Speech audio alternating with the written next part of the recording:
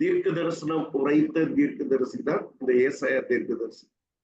இதுல முதல் 39 அதிகாரங்களை நாம் ஏற்கனவே சிந்தித்து நிறைவு செய்திருக்கின்றோம்.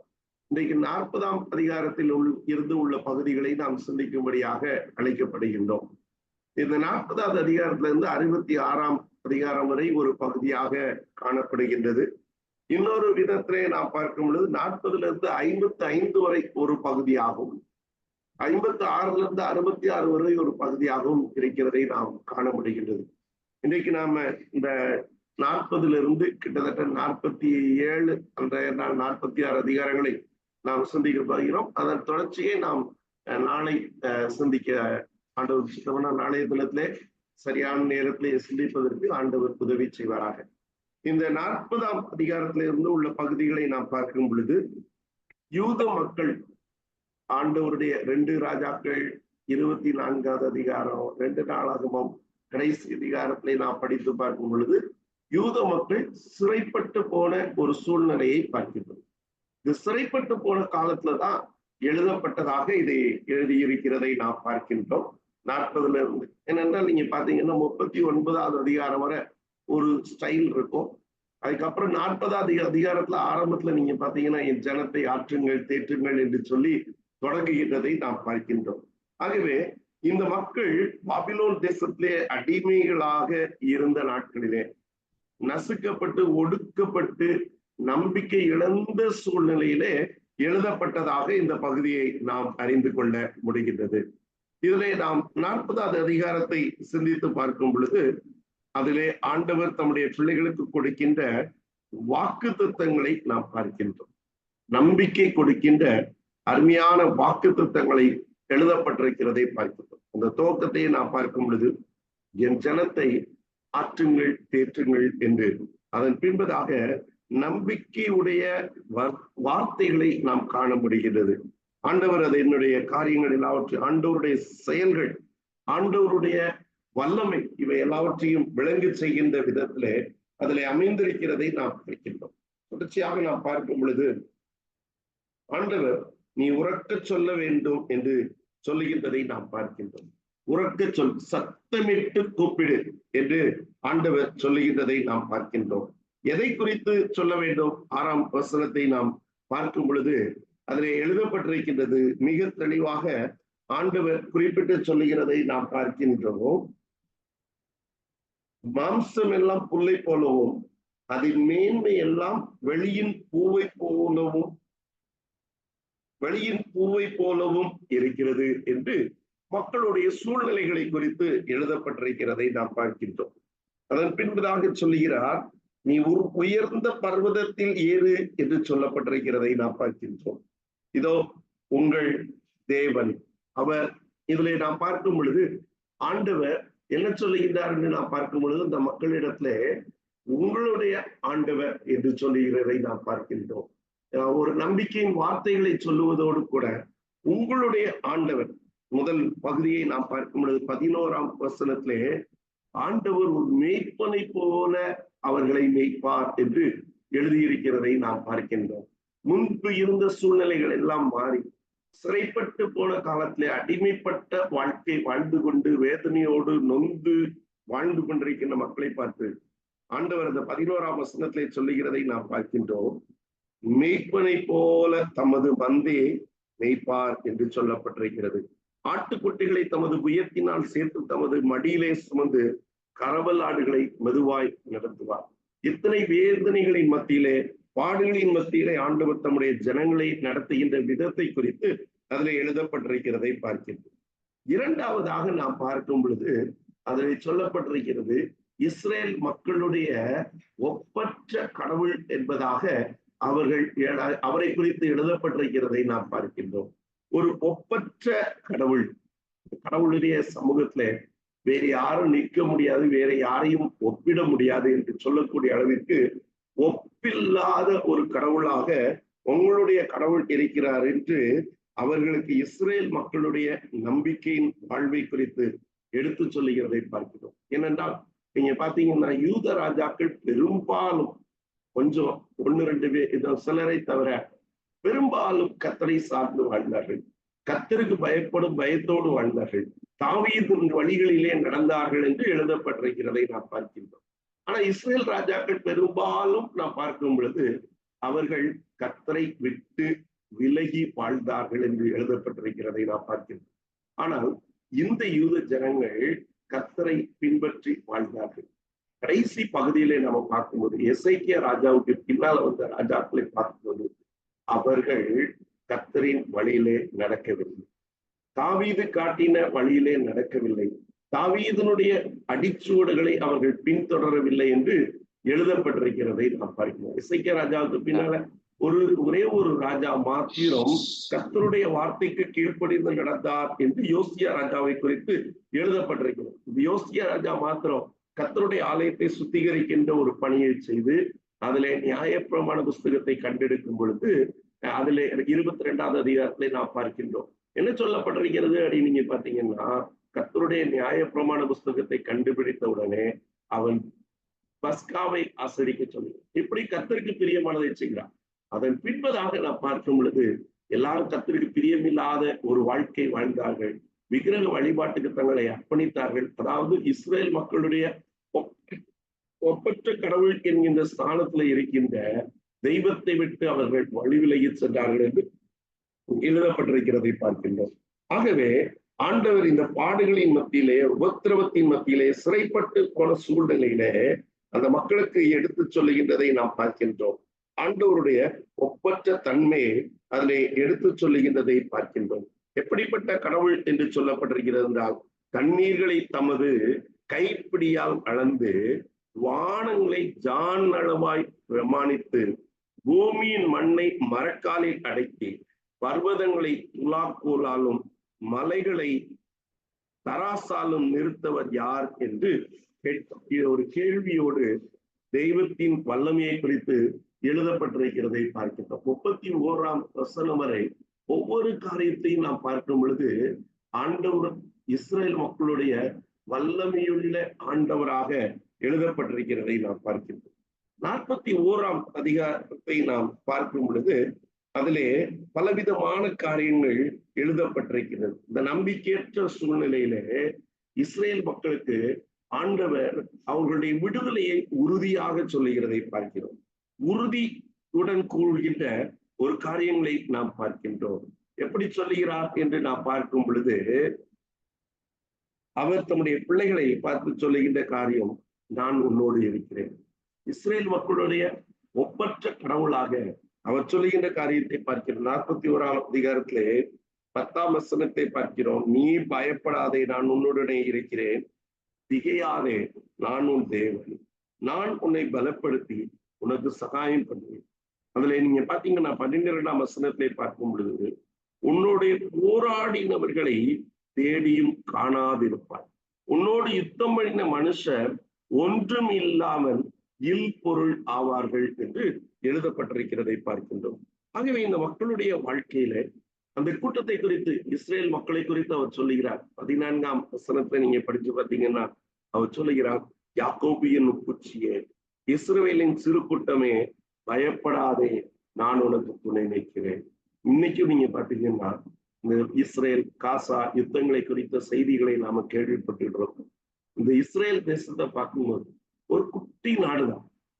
மற்ற தேசங்களை நாம் ஒப்பிட்டு பார்க்கும்போது, இந்திய தேசத்தை நாம் ஒப்பிட்டு பார்ப்போம்னா ரொம்ப ஒரு குட்டி நாடுதான். குட்டி நாட்டை பொறுத்த வகையிலே பார்க்கும் பொழுது எல்லாரும் பயப்படக்கூடிய அளவிற்கு ஒரு சக்தி வாய்ந்த நாடாக இருக்கிறது. நான் சொல்றேன், உலகத்தின் மேப்ல நம்ம பார்த்தோம்னா ஒரு சின்ன பூச்சி போல அமையப்பட்ட ஒரு இடம்தான் இந்த இஸ்ரேல் தேசம். ஆனால் அதற்கு எதிராக யாரும் எழும்ப முடியாத அளவிற்கு ஒரு பெரிய வல்லமையை ஆண்டவர் இந்த மக்களுக்கு கொடுத்திருக்கிறார். அதனால அவர்கள் தங்களுடைய தெய்வமாக ஆண்டவரை ஏற்று அவருடைய வழிகளிலே நடக்கும் பொழுது, அவருடைய கற்பனைகளை கைக்கொண்டு வாழும் பொழுது அவர்கள் வல்லமை நிறைந்த மக்களாக ஆண்டவர் அவர்களை மாற்றுகின்றதை நாம் பார்க்கின்றோம். உன்னுடைய ஆண்டவர், உங்களுடைய ஆண்டவர், அருமையான ஆண்டவருடைய பிள்ளைகளை, இன்றைக்கு நம்முடைய வாழ்க்கையை நாம் சிந்தித்து பார்க்கும் பொழுது, ஆண்டவரை நாம் தெய்வமாக கொண்டு வாழும் பொழுது, ஆண்டவருடைய கற்பனைகளின்படி கட்டளைகளின்படி வாழும் பொழுது, நம்முடைய எல்லா செயல்களிலேயும் ஆண்டவருடைய ஆசீர்வாதத்தை நாம் காண முடியும். எல்லாரும் நம்மை கண்டு பயப்படக்கூடிய அளவிற்கு ஆண்டவர் அவருடைய வல்லமையை நம்மிலே விளங்க செய்கின்றவராக இருக்கிறார் என்பதாக எழுதப்பட்டிருக்கிறதை நாம் பார்க்கிறோம். அடுத்தபடியாக நாம பார்க்கும்போது 42ஆம் அதிகாரத்தை முதல் 9 வசனங்களை நம்ம படித்து பார்க்கும் பொழுது அதில் சொல்லப்பட்டிருக்கின்ற காரியத்தை பார்க்கும் பொழுது சர்வன்ட் ஆஃப் காட் என்று எழுதப்பட்டிருக்கிறதை நாம் பார்க்கிறோம். ஆண்டவருடைய ஊழியர். பொதுவாக ஏசாயா தீர்க்கதரிசன புஸ்தகத்தை பொறுத்த வகையிலே நாம் பார்க்கும் பொழுது அதிலே சில 53ஆம் சங்கீதம் பின்பதை சிந்திக்க இருக்கின்றோம். அதையெல்லாம் நாம் பார்க்கும் பொழுது அதை குறித்து சொல்லப்பட்டிருக்கின்ற காரியம் என்னன்னா, பாடுபடும் தாசனின் சங்கீதம். இது ஆண்டவருடைய தாசன், கர்த்தருடைய ஊழியரை குறித்து எழுதப்பட்டிருக்கின்ற காரியமாக முதல் 9 வசனங்களை நாம் அறிந்து கொள்ள முடிகின்றது. அதை நாம் பார்க்கும் பொழுது 1ஆம் வசனத்திலே, இதோ நான் ஆதரிக்கிற என் தாசன், நான் தெரிந்து கொண்டவரும் என் ஆத்மாவுக்கு பிரியமானவரும் இவரே, என் ஆவியை அவர் மேல் அமர பண்ணினேன், அவர் புறஜாதிகளுக்கு நியாயத்தை வெளிப்படுத்துவார் என்று ஆண்டவராகிய இயேசு கிறிஸ்துவை குறித்து இதில் எழுதப்பட்டிருக்கிறதை நாம் பார்க்கின்றோம். இயேசு கிறிஸ்துவை குறித்து கிட்டத்தட்ட இது எழுதப்பட்ட இந்த பகுதிகள்லாம் எழுதப்பட்டது ஒரு 500 ஆண்டுகளுக்கு முற்பட்ட காலங்களாக இருக்கிறது. 600 ஆண்டுகள் காலகட்டங்களிலே எழுதப்பட்ட பகுதியாக காணப்படுகிறது. இந்த 40 இருந்து 55 வரை, இல்லை என்றால் 40 இருந்து 66 வரை அந்த காலகட்டங்களிலே 2ஆம் ஏசாயா என்பவர் எழுதப்பட்டது என்பவரால் எழுதப்பட்டது என்று சொல்லப்பட்டிருக்கிறது. இயேசு கிறிஸ்துவை குறித்து மிக தெளிவாக இந்த பகுதியிலே முதல் 9 வசனங்களிலே எழுதப்பட்டிருக்கிறதை நாம் பார்க்கின்றோம். அதன் தொடர்ச்சியாக நம்ம பார்க்கும்போது 10ஆம் வசனத்திலிருந்து நீங்க பார்த்தீங்கன்னா அதுல எழுதப்பட்டிருக்கின்ற காரியம் யாரை குறித்து எழுதப்பட்டிருக்கிறது அப்படின்னு சொன்னா, அதுல இந்த 10ஆம் வசனத்திலிருந்து 10ஆம் வசனத்திலிருந்து நாம் பார்க்கும் பொழுது ஆண்டவரை குறித்த புகழ்ச்சி பாடலாக அமைந்திருக்கிறது. அதாவது நம்முடைய லாங்குவேஜ்ல, நம்முடைய கிறிஸ்டியன் லாங்குவேஜ்ல நம்ம சொல்லணும்னா ஒரு துதி பாடலாக ஆண்டவரை குறித்து எழுதப்பட்டிருக்கிறதை நாம் பார்க்கின்றோம். அவருக்கு துதி செலுத்துங்கள், அவருக்கு மகிமையை செலுத்துங்கள், அவர் பராக்கிரமசாலியை போல புறப்பட்டு வருவார் என்று ஆண்டவரை குறித்து எழுதப்பட்டிருக்கிறதை நாம் பார்க்கின்றோம்.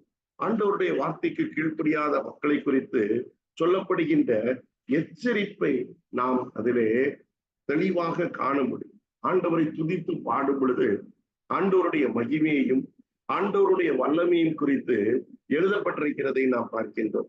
அதன் தொடர்ச்சியாக நாம் பார்க்கும் பொழுது அதிலே சொல்லப்பட்டிருக்கிற இந்த புகழ்ச்சி பாடலிலே ஆண்டவருடைய வல்லமையை குறித்து எழுதும் பொழுது 17ஆம் வசனம் வரை நாம் பார்க்கும் பொழுது அதிலே ஆண்டவருடைய பிள்ளைகள் என்னென்ன காரியங்களிலே அவர்கள் வீழ்ச்சி அடைந்தவர்களாக இருக்கிறார்கள் என்பதை சொல்ல இருக்கிறதை நாம் பார்க்கின்றோம். அதிலே நாம் பார்க்கும் பொழுது சிலைகள் மேல் நம்பிக்கை வைப்போரும் படிமங்களிடம் நீங்கள் எங்கள் தெய்வங்கள் என்போரும் இழிநிலையடைந்து மானக்கேடு அடைவார்கள் என்று எழுதப்பட்டிருக்கிறதை நாம் பார்க்கின்றோம். நம்முடைய கையில இருக்கிற பவர் எடிஷன்ல பார்க்கும் பொழுது சித்திர வேலையான விக்கிரகங்களை நம்பி பார்க்கப்பட்ட சுரூபங்களை நோக்கி நீங்கள் எங்கள் தேவர்கள் என்று சொல்லுகிறவர்கள் பின்னடைந்து மிகவும் வெட்கப்படுவார்கள் என்று எழுதப்பட்டிருக்கிறதை பார்க்கிறோம். ஆண்டவரை துதித்து பாடுகின்ற இந்த சூழ்நிலையிலே ஆண்டவருக்கு விரோதமாக செயலாற்றுகின்ற மக்களுடைய வாழ்க்கையை குறித்து எழுதப்பட்டிருக்கிறதை நாம் அறிந்து கொள்ள முடிகின்றது. நம்முடைய வாழ்க்கையிலே ஆண்டவரை நாம் உறுதியாக பின்பற்றி வாழுகின்றவர்களாக வாழத்தான் ஆண்டவர் நம்மை தெரிந்தெடுத்திருக்கிறார் என்பதை நாம் பார்க்கின்றோம். அதன் தொடர்ச்சியாக நம்ம பார்க்கும் பொழுது 18ஆம் வசனத்திலிருந்து 25ஆம் வசனம் வரை நாம் பார்க்கும் பொழுது இஸ்ரேல் மக்கள் கற்றுக்கொள்ள விருப்பம் இல்லாதவர்களாக இருந்தார்கள் என்பதாக எழுதப்பட்டிருக்கிறதை நாம் பார்க்கின்றோம். ஆண்டவருடைய பிள்ளைகளாக இருக்கின்றவர்கள் ஆண்டவருடைய அன்பை அறிந்து கொண்ட ஆண்டவருடைய வல்லமையை உணர்ந்த பிள்ளைகள் எப்படிப்பட்டவர்களாக வாழ்ந்தார்கள் என்று நாம் பார்க்கும் பொழுது அவர்கள் ஆண்டவருடைய வார்த்தைக்கு செவி கொடாதவர்களாக வாழ்ந்தார்கள். கர்த்தருடைய வார்த்தைக்கு அவர்கள் செவி கொடுக்கவில்லை. அதுதான் நம்ம 18ஆம் வசனத்திலிருந்து 42ஆம் அதிகாரத்திலே 18ஆம் வசனத்திலிருந்து பார்க்கும் பொழுது செவிடரை கேளுங்கள், குருடரை நீங்கள் காணும்படி நோக்கி பாருங்கள் என்று சொல்லப்பட்டிருக்கிறதை நாம் பார்க்கின்றோம். ஆண்டவருடைய பிள்ளைகளாக அழைக்கப்பட்டவர்கள் ஆண்டவரை நோக்கி பார்ப்பதற்கு தயங்குகின்றவர்களாக காணப்பட்டார்கள். ஆண்டவருடைய வார்த்தைக்கு கீழ்ப்படிவதற்கு ஆயத்தம் இல்லாதவர்களாக காணப்பட்டார்கள் என்பதைத்தான் இந்த பகுதியின் மூலமாக நாம் அறிந்து கொள்ள முடிகின்றது.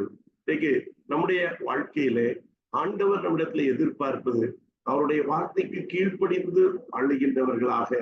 ஆண்டவருடைய வசனத்தை இன்னைக்கு நாம் பார்க்கும்போது சர்ச் மினிஸ்ட்ரியில நாம் பார்க்கும்போது அதிகமாக ஒரு பெரிய பின்னடைவை காணப்படுகிறது. முன்னாட்களிலே மக்களிடத்துல இருந்த விசுவாச வாழ்விலே ஒரு பெரிய வீழ்ச்சி.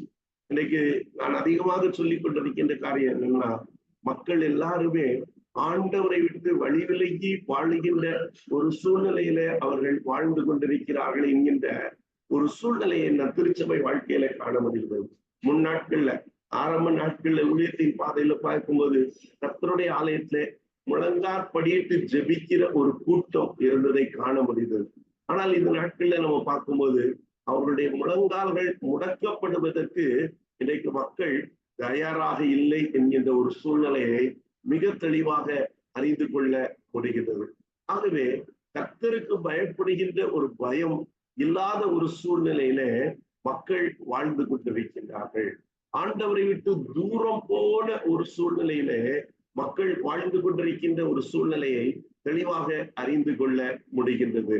ஆகவே ஆண்டவருடைய பிள்ளைகளாக வாழ அழைக்கப்பட்ட மக்கள் இன்னைக்கு நாம் அநேக இடங்களிலே பார்க்கும் பொழுது டெல்லி பகுதியிலே ஊழியம் செய்கின்ற கர்த்தருடைய பிள்ளைகளை பார்க்கும்போது விக்கிரக வழிபாட்டில் இருந்து அநேகரை கிறிஸ்துவுக்குள்ளாக வழிநடத்துகின்ற ஒரு கூட்டம், குறிப்பாக சிறு பிள்ளைகள் மத்தியிலே மிக சிறந்த ஒரு ஊழியத்தை செய்து கொண்டிருக்கின்ற ஒரு கூட்டத்தை நான் காண முடிந்தது. அவருடைய வாழ்விலே அவர்கள் ஆண்டவரை சார்ந்து வாழ்வதற்கு கர்த்தருடைய பிள்ளைகளை வழிநடத்துகின்ற ஒரு அருமையான கூட்டமாக அவர்கள் இருந்ததை நான் காண முடிந்தது. இன்னைக்கு நம்முடைய வாழ்க்கையிலே கிறிஸ்துவுக்குள்ளாக வழிநடத்துகின்ற ஒரு சூழ்நிலை, ஆண்டவருடைய வார்த்தைக்கு செவி கொடாமல் இருக்கின்ற மக்கள் மத்தியிலே ஆண்டவருடைய பிள்ளைகளாக ஆண்டவருடைய வார்த்தையை கற்றுக்கொள்ள மக்கள் வழிநடத்தப்பட வேண்டியதாக இருக்கிறது. நான் எசேக்கியா தீர்க்கதரிசன புஸ்தகம் எசேக்கியாவினுடைய வாழ்க்கை 2 ராஜாக்கள் 22ஆம் அதிகாரத்தை தொடர்ச்சியாக பார்க்கும் பொழுது யோசியா அப்படிங்கிற ஒரு ராஜாவை பார்க்கிறோம். அந்த ராஜாவினுடைய காலத்தை நாம் பார்க்கும் பொழுது வேத புத்தகத்தை அவர்கள் கண்டுபிடித்தார்கள் என்று சொல்லணும். தேவாலயத்தை சுத்திகரிக்க வேண்டும் என்று அவர் முயற்சி செய்கிறார். அந்த தேவாலயத்தை சரிப்படுத்த வேண்டும், ரிப்பேர் வேலைகளை செய்ய வேண்டும் என்று அவர் ஒரு முயற்சி எடுக்கிறதை அப்பொழுது ஆசாரியன் கண்டுபிடிக்கின்ற ஒரு காரியம் என்ன அப்படின்னு நீங்க பாத்தீங்கன்னா, நியாயப்பிரமாண புஸ்தகத்தை ஒரு இடத்துல இருந்து கண்டுபிடித்தேன் என்று சொல்லுது. இப்ப இந்த நியாயப்பிரமாண புஸ்தகத்தை குறித்து கர்த்தருடைய வார்த்தை என்ன அப்படின்னு சொல்லி உள்தாள் தீர்க்கதரிசியின் இடத்துல கேட்கின்ற ஒரு காரியத்தை அப்படின்னா நான் புரிந்து கொண்டது என்ன அப்படின்னு பாத்தீங்கன்னா, அந்த காலகட்டங்களிலே நியாயப்பிரமாண புஸ்தகம் தொடப்படவில்லை. அவ்வளவு தூரம் மக்கள் விக்கிரக வழிபாட்டிற்கு சென்று விட்டார்கள். இன்னைக்கு சமீப காலமாக நான் ஊழியத்தின் அனுபவத்துல அநேக இடங்களிலே பார்க்கும் பொழுது மக்களுக்கு பிசாசை குறித்த ஒரு நம்பிக்கை வளர்க்கப்படுகின்ற ஒரு காலகட்டத்திலே வாழ்ந்து கொண்டிருக்கின்றோம். வில்லிசோனியோ, பிசாசு இப்படி சொல்லும் போது வீக்கான மக்கள், ஆவிக்குரிய வாழ்க்கையில வீக்கான மக்கள் உடனடியாக இப்போ நமக்கு ஏதோ பிசாசினுடைய தொந்தரவு இருக்கிறது என்று சொல்லி அவர்கள் மந்திரவாதிகளையும் பிசாசுகளையும் தேடி செல்லுகின்ற ஒரு காலகட்டத்திலே நாம் அறிந்து கொள்ள முடிகின்றது. ஆகவே ஆண்டவர் நம்மை பார்த்து சொல்லுகின்ற காரியம், நாம் யார் யாரை ஆண்டவருக்குள்ளாக வழிநடத்துகின்றோமோ, நாம் ஆண்டவருடைய நற்செய்தியை அறிவிக்கும்படியாக செல்லுகின்ற கூட்டத்தின் மத்தியிலே அவர்கள் ஆண்டவருடைய வார்த்தையை கேட்க, ஆண்டவருடைய வார்த்தைக்கு செவி கொடுக்க, அவர்களை வழிநடத்தும்படியாக ஆண்டவர் நம்மை அழைக்கின்றார். 43ஆம் அதிகாரத்தை நாம் பார்க்கும் பொழுது அதிலே சொல்லப்பட்டிருக்கின்ற முதல் 7 வசனங்களை நாம் படித்து பார்க்கும் பொழுது விடுதலை கிடைக்கும் என்கின்ற ஒரு உறுதிமொழியை ஆண்டவர் அவர்களுக்கு சொல்லுகின்றதை பார்க்கின்றோம். அதுல நீங்க பார்த்தீங்கன்னா ரொம்ப அழகாக அதுல எழுதப்பட்டிருக்கிறதை பார்க்கிறோம். எப்படிப்பட்ட விடுதலை அப்படின்னு நம்ம பார்க்கும்போது முதல் வசனத்திலே பார்க்கிறோம், உன்னை சிருஷ்டித்தவர், உன்னை உருவாக்கின ஆண்டவருடைய வல்லமையை குறித்து சொல்லிவிட்டு உன்னை நான் மீட்டுக் கொண்டேன் என்று சொல்லுகிறார். அவர் சொல்றாரு, நீ தண்ணீர்களை கடக்கும் போது நான் உன்னோடு கூட இருப்பேன் என்று ஆண்டவர் சொல்கிறார். எவ்வளவு பெரிய ஆபத்தான சூழ்நிலையா இருந்தாலும் நீ ஆறுகளை கடக்கும் போது அவைகள் உண்மையில் உருளுவதில்லை. நீ அக்கினியில் நடக்கும் போது வேகாதிருப்பாய். அக்கினி ஜுவாலை உள்பேரில் பற்றார். நீங்கள் இருக்கிறது தண்ணீருக்குள்ள புரண்டு வருகின்ற ஆற்றினோடே நீங்கள் நின்று கொண்டிருக்கிறீர்கள். அக்கினி பற்றி எரிந்து கொண்டிருக்கும். அது நடுவில் இருந்து கொண்டிருந்தால் நீங்கள் சிறைப்பட்ட இந்த வாழ்க்கையில ஆண்டவர் உங்களோடு கூட இருப்பார் என்று சொல்லப்பட்டிருக்கிறதை பார்க்கின்றோம். திரும்ப திரும்ப சொல்லுகிறதை நாம் பார்க்கின்றோம். நான் உன்னோடு கூட இருப்பேன். 5ஆம் வசனத்தை பார்க்கிறோம். 43ஆம் அதிகாரத்திலே நான் உன்னோடு இருக்கிறேன். உன் சந்ததியை கிழக்கிலிருந்து வர பண்ணி உன்னை மேற்கிலும் இருந்து கூட்டி சேர்ப்பேன் என்று ஆண்டவர் சொல்லுகிறார். இவ்வளவு வல்லமையான வாக்குத்தத்தத்தை ஆண்டவர் தம்முடைய பிள்ளைகளுக்கு கொடுக்கின்றதை நாம் பார்க்கின்றோம். அடுத்தபடியாக 8லிருந்து 21 வசனங்களை நாம் படித்து பார்க்கும் பொழுது இஸ்ரேல் ஆண்டவருக்கு சாட்சியான மக்கள் கூட்டம். இஸ்ரேல் மக்கள் ஆண்டவருக்கு சாட்சி பகரக்கூடிய மக்கள் கூட்டமாய் இருக்கிறது என்பதை எழுதப்பட்டிருக்கிறதை நாம் பார்க்கின்றோம். எப்படி அவர் வல்லமையான செயல்களை செய்கிறதை பார்க்கின்றோம். 19ஆம் வசனத்திலே இதோ நான் புதிய காரியத்தை செய்கிறேன், இப்பொழுதே அது தோன்றும், நீங்கள் அதை அறியீர்களா என்று கேட்கிறார். அவர் வனாந்திரத்திலே வழிகளையும் அவாந்தர வெளியில் ஆறுகளையும் உண்டாக்குகின்ற ஒரு தெய்வம் என்பதாக ஆண்டவருடைய வல்லமையை குறித்து சாட்சி பகரக்கூடிய மக்கள். ஒன்றும் இல்லாமையிலிருந்து உங்களுடைய வாழ்விலே கொடுக்கிறவர் என்று எழுதப்பட்டிருக்கிறது. ஏனென்றால் அவர்களுடைய வாழ்க்கை சிறைப்பட்ட ஒரு வாழ்க்கை. அவர்கள் கைதிகளாக, அடிமைகளாக அவர்கள் பாபிலோன் தேசத்திற்கு கொண்டு செல்லப்பட்டு அவர்கள் அங்கு வேலை செய்து கொண்டிருக்கின்றார்கள். உதாரணமாக நாம் எடுத்துக்கொள்ள வேண்டாம், தானியேல் புஸ்தகம். இந்த காலகட்டங்களிலே தானியேலுடைய வாழ்க்கை, அங்குள்ள சூழ்நிலை அதை எழுதப்பட்டிருக்கிறதை நாம் பார்க்கின்றோம். பாபிலோன் தேசத்திலே இதே காலகட்டத்திலே தான் தானியேல் போன்றவர்கள் வாழ்ந்து கொண்டிருந்தார்கள். அந்த இடத்திலே அவர்களுக்கு ஆண்டவர் துணை நின்றதை நாம் பார்க்கின்றோம். தேசத்திலே உயர்த்தி அவர்களுக்கு விரோதமாக எத்தனை பேர் எழுந்தாலும் ஆண்டவர் அவர்களை பலவிதமான அழிவினின்று பாதுகாக்கிறார். அக்னியின் நடுவில் இருந்த சாத்ராக் மேஷாக் ஆபேத்நேகோ என்பவர்களை ஆண்டவர் பாதுகாத்தார். அது மாத்திரமல்ல, அந்த ராஜா அறிக்கை இருக்கின்றார், தானியேலின் தெய்வமே தெய்வம் என்று சொல்லக்கூடிய அளவிற்கு. அனனியா, ஆசரியா, மீஷாவேல் இவர்களுடைய வாழ்க்கையை பார்க்கும் பொழுது அவர்களுடைய வாழ்க்கை ஒரு சாட்சி நிறைந்த வாழ்க்கை. அதே போல எஸ்தர் புஸ்தகத்தை நீங்க படிச்சு பார்த்தீங்கன்னா இதை தொடர்ச்சியான காலகட்டமாக இருக்கிறது. அதுல எஸ்தருடைய வாழ்க்கை ஒரு பெரிய சாட்சி. இஸ்ரேல் மக்கள் சாட்சிகளாக ஆண்டவர் என்ன செய்கின்றார், பயன்படுத்துகிறார் என்பதாக எழுதப்பட்டிருக்கிறதை பார்க்கிறோம். இந்த 21ஆம் வசனம் வரை இஸ்ரேல் மக்கள் சாட்சிகள் என்பதாக எழுதப்பட்டிருக்கிறதை பார்க்கிறோம். 21ஆம் வசனத்திலே ஆண்டவர் சொல்லுகிறார், இந்த ஜனத்தை எனக்கென்று ஏற்படுத்தினேன், இவர்கள் என் துதியை சொல்லி வருவார்கள் என்று எழுதப்பட்டிருக்கிறதை பார்க்கின்றோம். ஆண்டவருடைய பிள்ளைகளை, இன்றைக்கு ஆண்டவர் நம்மை அவருக்கென்று சாட்சிகளாக ஏற்படுத்தி இருக்கிறார். அவருக்கு திட சாட்சிகளாக ஏற்படுத்தி இருக்கும் பொழுது நாம் ஆண்டவருடைய துதியை பகிர்ந்து கொடுக்கின்றவர்களாக காணப்பட வேண்டும் என்பதுதான் ஆண்டவருடைய திட்டம். ஆண்டவர் நம்மை அழைத்த நோக்கம் இதுதான் என்பதாக சொல்லப்பட்டிருக்கிறதை நாம் பார்க்கின்றோம். 21ஆம் வசனம் வரை இருக்கிறது. 22ஆம் வசனத்திலிருந்து 43ஆம் அதிகாரத்தின் கடைசி பகுதி வரை நாம் பார்க்கும் பொழுது இஸ்ரேல் மக்களுடைய ஜனங்களுடைய பாவங்களை குறித்து எழுதப்பட்டிருக்கிறதை பார்க்கின்றோம். என்ன சொல்லப்பட்டிருக்கிறது அப்படின்னு நீங்க பாத்தீங்கன்னா, நீங்கள் என்னை நோக்கி கூப்பிடவில்லை, நீ என்னை குறித்து மனம் சலித்து போனாய் என்று எழுதப்பட்டிருக்கிறதை பார்க்கிறோம். ஆண்டவரை நோக்கி ஜெபிக்காத மக்கள் கூட்டமாக அவர்களை குறித்து ஆண்டவர் வருத்தப்படுகின்ற ஒரு காலகட்டங்களை குறித்து எழுதப்பட்டிருக்கிறது. ஆண்டவரை நோக்கி ஜெபிக்காத ஜனங்கள், இன்னும் அவருடைய வாழ்க்கையை குறித்து சொல்லும் பொழுது அதில் சொல்லப்பட்டிருக்கிறது, அவர் காணிக்கைகளை கொடுக்க மறுத்த ஜனங்களாக அவர்களை குறித்து எழுதப்பட்டிருக்கிறதை நாம் பார்க்கின்றோம்.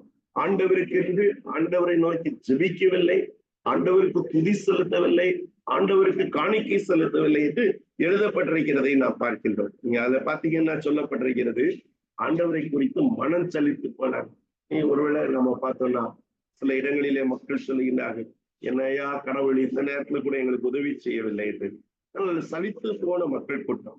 23ஆம் வசனத்திலே நாம் பார்க்கும்போது சொல்லப்பட்டிருக்கிறது, உன் ஆடுகளை தகன பலிகளாக நீ எனக்கு செலுத்தவும். ஆண்டவருக்கு நன்றி செலுத்தவில்லை, காணிக்கைகளை செலுத்தவில்லை, உன் பலிகளாலே நீ என்னை கனம் பண்ணவும் இல்லை. காணிக்கை என்பது கடவுளுக்கு நாம் மரியாதை செலுத்துவது. காணிக்கைகளை செலுத்தும்படி நான் உன்னை சங்கடப்படுத்தாமலும் தூப காட்டும்படி உன்னை வருத்தப்படுத்தாமலும் இருந்தேன் என்று ஆண்டவர் சொல்லுகிறதை பார்க்கின்றோம். ஆகவே அவர்களுடைய பாவங்களினாலே ஆண்டவரை சங்கடப்படுத்தினார்கள் என்பதாக ஆண்டவர் சொல்லுகிறதை நாம் பார்க்கின்றோம். என்ன சொல்லப்பட்டிருக்கிறது? 24ஆம் வசனத்திலே நாம் பார்க்கும் பொழுது, பாவங்களினால் என்னை சங்கடப்படுத்தி உன் அக்கிரமங்களினால் என்னை வருத்தப்படுத்தினாய் என்று ஆண்டவர் சொல்லுகிறதை நாம் பார்க்கின்றோம். புதிய ஆண்டவருடைய பிள்ளைகளை ஆண்டவருக்கு என்னென்ன விதத்திலே நன்றி செலுத்துகிறவர்களாக இருக்க வேண்டும் என்று ஆண்டவர் நமக்கு அழைப்பு கொடுக்கின்றதை நாம் பார்க்கின்றோம். ஆகவே ஆண்டவருக்கு நாம் நன்றி செலுத்துவது ஆண்டவரை கனப்படுத்துவதற்கு சமமாக இருக்கிறது. ஆகவே ஆண்டவருக்கு கனப்படுத்துவது என்று சொல்லுவது ஆண்டவருக்கு நாம் மரியாதை செலுத்துவது, நம்முடைய தெய்வ பயம், இதை நாம் வெளிப்படுத்துவது. ஒருவேளை அது பயந்து வாழ்வதல்ல, மரியாதையுடன் கூடிய ஒரு பயமாக இருக்கிறதை நாம் பார்க்கிறோம். 44ஆம் அதிகாரத்தை நாம் படித்து பார்க்கும் பொழுது அதிலே 1 முதல் 8 வசனங்கள், 21 முதல் 28 வசனங்களிலே ஆண்டவர் உறுதிப்பட சொல்லுகிறார், நானே கடவுள், என்னை தவிர வேற கடவுள் இல்லை. அதுதான் நம்ம கற்பனைகள்ல முதலாம் கற்பனையை படிக்கின்றோம். 10 கற்பனைகள். முதலாவது கற்பனையிலே ஆண்டவர் சொல்லுகிறார், என்னை அன்றி உனக்கு வேறே தேவர்கள் உண்டாகியிருக்கிறார்கள்.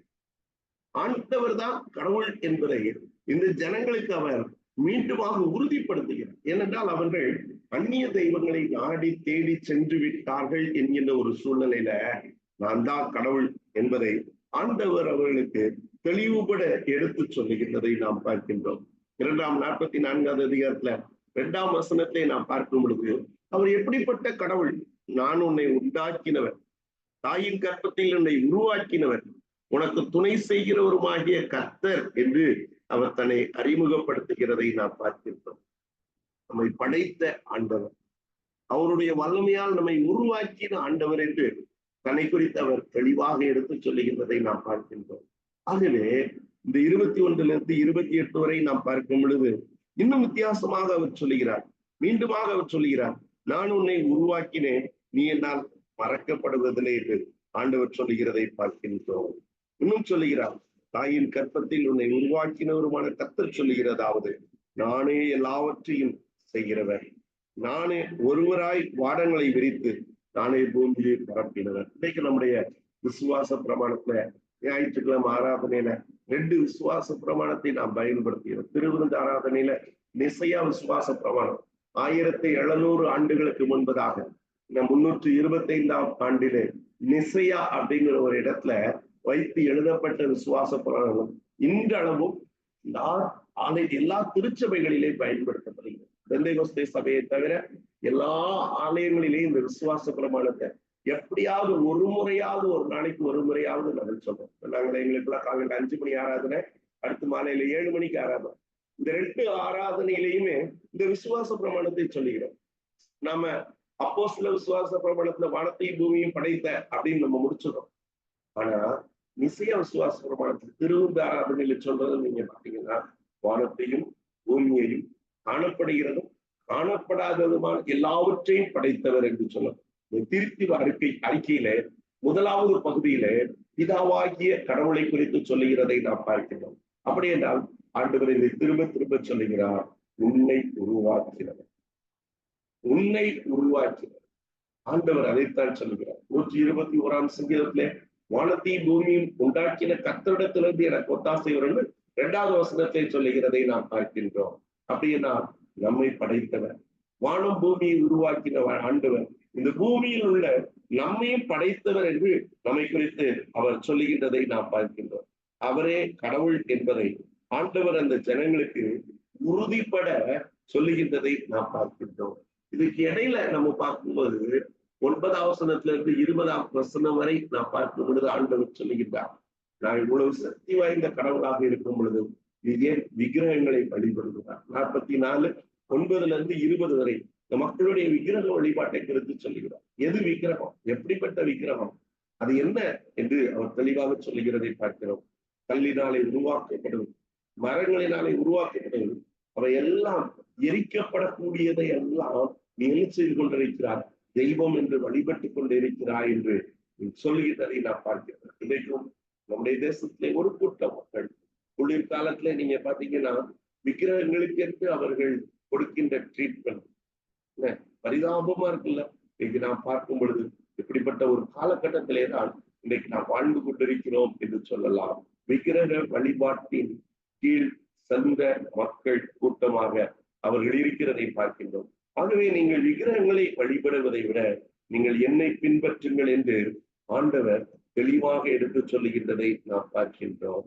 அதன் பின்பதாக நாம் பார்க்கும்போது 45ஆம் அதிகாரத்துல ஒரு வித்தியாசமான அனுபவத்தை நாம் பார்க்கின்றோம். நீங்க அதுல முதல் வசனத்துல பாத்தீங்கன்னா, கர்த்தராகிய நான் அபிஷேகம் பண்ணின கோரேசுக்கு முன்பாக எங்களை கீழ்ப்படுத்தி என்று சொல்லுகிறதை பார்க்கிறோம். அதாவது ஆண்டவர் தாமே இந்த கோரேஸ் மன்னனை இஸ்ரேல் மக்களுக்கு மேலாக அமர்த்தி இருக்கிறதை நாம் பார்க்கின்றோம். இந்த சூழ்நிலையில அவர் சொல்லுகிறார், நான் கோரேஸ் மன்னனை உனக்கு விரோதமாக நான் ஏற்படுத்தினேன், நீ அவனுக்கு கீழ்பட்டு இருக்க வேண்டும் என்று ஆண்டவர் சொல்லுகிறதை பார்க்கின்றோம். ஆண்டவருடைய பிள்ளைகளை இன்னைக்கு நம்முடைய வாழ்க்கையில ஆண்டவர் எவ்விதமாக எல்லாம் செயலாற்றுகிறார். ஆண்டவரை விட்டு தூரம் போகும் பொழுது அந்நிய தெய்வங்களை வழிபடுகின்ற மக்களுடைய கட்டுப்பாட்டிற்குள்ளாக நாம் சென்று விடுகின்ற ஒரு சூழ்நிலையில வாழ்ந்து கொண்டிருக்கிறோம் என்று சொல்லலாம். அடுத்தபடியாக இந்த 2வது பகுதி 10ஆம் வசனம் 45ஆம் அதிகாரம் 10ஆம் வசனத்துல இருந்து பார்க்கும் பொழுது ஆண்டவர் படைப்பாளர், எல்லா படைப்புகளுக்கும் அவர் கடவுள். அது மாத்திரம் அல்ல, வரலாற்றிற்கும் அவர்தான் கடவுள். அந்நிய தெய்வங்களை வழிபடுகின்ற அந்த மக்கள் அறியாமல் அந்நிய தெய்வங்களை வழிபட்டுக் கொண்டிருக்கிறார்கள், அவர்களுக்கும் அவர்தான் கடவுள் என்று சொல்லியிருக்கிறதை நாம் பார்க்கின்றோம். அதன் பின்பதாக தீர்க்க தரிசனம் 46ஆம் அதிகாரத்திலே பாகாலுக்கு விரோதமாகவும் நேபோவுக்கு விரோதமாகவும் எழுதப்பட்டிருக்கின்ற காரியத்தை நாம் பார்க்கின்றோம். பயங்கரமான தீர்க்க தரிசனங்கள், பேல் அணியும் நேபோ குடியும் அவைகளின் விக்கிரகங்கள் காட்டு மிருகங்களுக்கும் நாட்டு மிருகங்களுக்கும் சுமையாகும் என்று சொல்லப்பட்டிருக்கிறதை பார்க்கின்றோம். இந்த ஜனங்களுக்கு விரோதமாக ஆண்டவரை ஒடுக்கின பிள்ளைகளுக்கு விரோதமாக சொல்லப்படுகின்ற தீர்க்க தரிசனமாக அமைந்திருக்கிறதை நாம் காணப்படுகிறது. அதைத்தான் 46ஆம் அதிகாரத்தை முழுவதுமாக அறிந்து கொள்ள முடிகின்றது. 47ஆம் அதிகாரத்தை நாம் படித்து பார்க்கும் பொழுது அதிலே சொல்லப்பட்டிருக்கின்ற காரியம் என்ன அப்படின்னு நம்ம பார்த்தோம்னா, அதுல ஆண்டவருடைய பிள்ளைகளை துன்புறுத்தின பாபிலோனுக்கு விரோதமான தீர்க்க தரிசனத்தை குறித்து அறிந்து கொள்ள முடிகின்றது. ஆண்டவருடைய பிள்ளைகளுக்கு விரோதமாக செயலாற்றுகின்றவருடைய வாழ்க்கையிலே சொல்லப்படுகின்ற ஒரு தீர்க்க தரிசனமாக இருக்கிறதை நாம் பார்க்கின்றோம். ஆண்டவருடைய பிள்ளைகளை ஒடுக்கிறவர்களுடைய வாழ்க்கையில எப்படிப்பட்ட கஷ்டங்கள் வரும் என்பதை சொல்லி இருக்கிறதை நாம் பார்க்கின்றோம். கடைசியாக 48ஆம் அதிகாரத்தை நாம் பார்க்கும் பொழுது ஆண்டவர் தான் அந்த மக்களுடைய மெய்யான மேய்ப்பர். வருங்காலத்திலே அந்த மக்களுக்கு அவர்தான் தலைவர் என்பதாக எழுதப்பட்டிருக்கிறதை 48ஆம் அதிகாரத்தில் முதல் 16 வசனங்களிலே படிக்கின்றோம். 17ஆம் வசனத்திலிருந்து நாம் படித்து பார்க்கும் பொழுது ஆண்டவர் தம்முடைய பிள்ளைகளை குறித்து வைத்திருக்கின்ற ஒரு திட்டத்தை குறித்து எழுதப்பட்டிருக்கிறதை பார்க்கின்றோம்.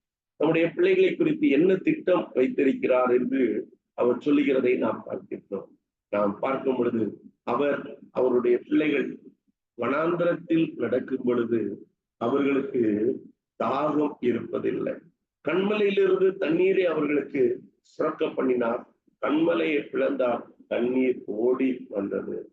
அவர் சொல்லுகிறார், மக்களுடைய எதிர்காலத்திலே பிரயோஜனமாகி இருக்கிறதை உங்களுக்கு போதித்து நீங்கள் நடக்க வேண்டிய வழியிலே உங்களை நடத்துகிற உங்கள் தேவனாகிய கர்த்தர் நானே என்று ஆண்டவர் அந்த ஜனங்களுக்கு அவரே கடவுள் என்பதை மீண்டும் மீண்டுமாக உறுதிப்படுத்துகின்றதை பார்க்கிறோம். அருமையான ஆண்டவருடைய பிள்ளைகளே, இஸ்ரேல் மக்களுடைய வாழ்விலே அவர்களுக்கு போதுமானவராக இருந்து அவர்களை அதிசயமாய் வழிநடத்தின ஆண்டவர் தான் இன்றும் நம்மை நடத்துகின்றவராக இருக்கிறார். ஆகவே நாம் ஆண்டவருடைய சமூகத்திலே அவரை நோக்கி ஜெபிக்கிறவர்களாக, அநேகரை கிறிஸ்துவண்டை வழி நடத்துகின்றவர்களாக இருக்க நம்மை கர்த்தருக்கென்று அர்ப்பணிப்போம். ஆண்டவர் தாமே நம்மை ஆசீர்வதித்து அவருடைய பரிசுத்த நாம மகிமைக்கென்று சாட்சிகளாக எடுத்து பயன்படுத்துவாராக. இந்த விசுவாசத்தோடு நாம் கர்த்தரை நோக்கி பார்ப்போம். ஆண்டவருடைய ஆசீர்வாதத்தை பெற்றவர்களாக, அநேகரை கிறிஸ்துவுக்குள்ளாக வழி நடத்துகிறவர்களாக இருக்கத்தக்கதாக ஆண்டவர் நமக்கு கிருபை செய்வாராக. ஜெபம் பண்ணிடுறீங்களா?